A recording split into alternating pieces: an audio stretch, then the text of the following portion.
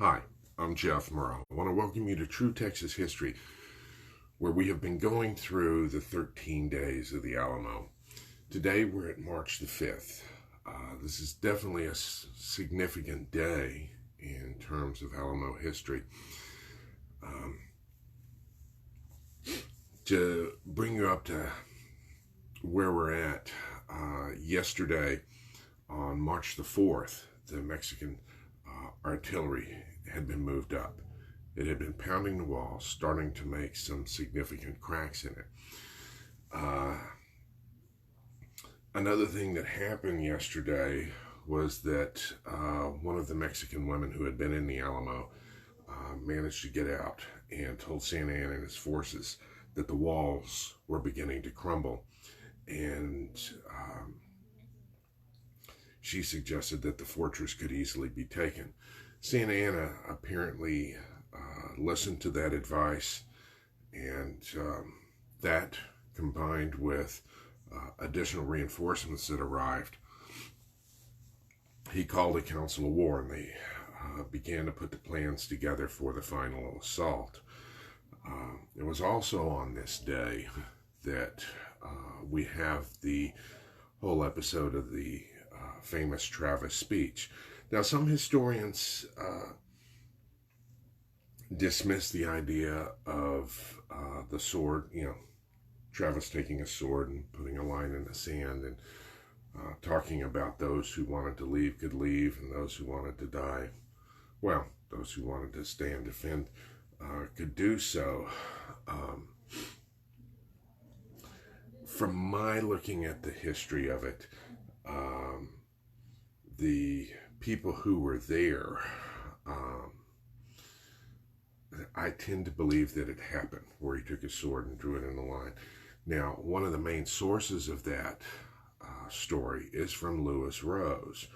Now, Lewis Rose is also known as Moses Rose, was the man who decided not to stay at the Alamo, went ahead and left. Thanks to him, we have the story of what happened in the speech. Now, there were several other witnesses that told about the speech. Some of the women who had seen the events that occurred there.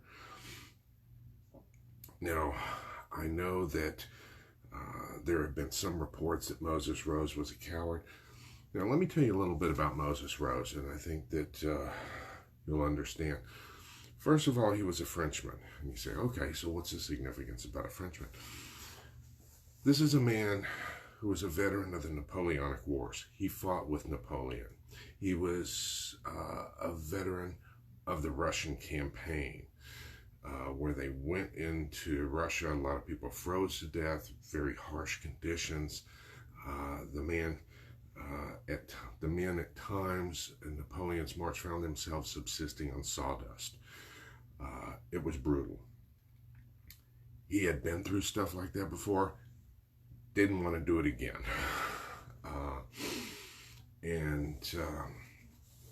The man knew how to fight. So I do not see him as a coward.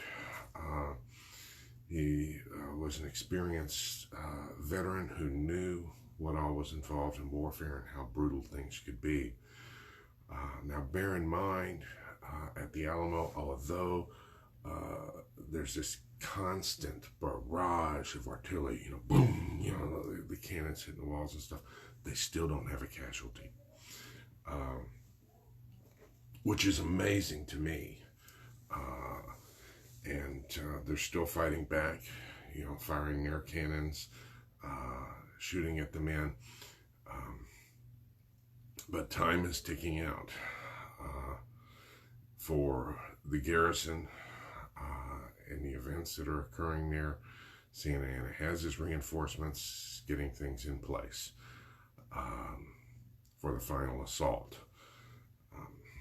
So that's the status at the Alamo this day, March the 5th, 1836. I thank you for tuning in to this series of videos on the Alamo. And we'll be finishing up, and I'll probably always also do it afterwards because there's some significant events that occurred afterwards as well.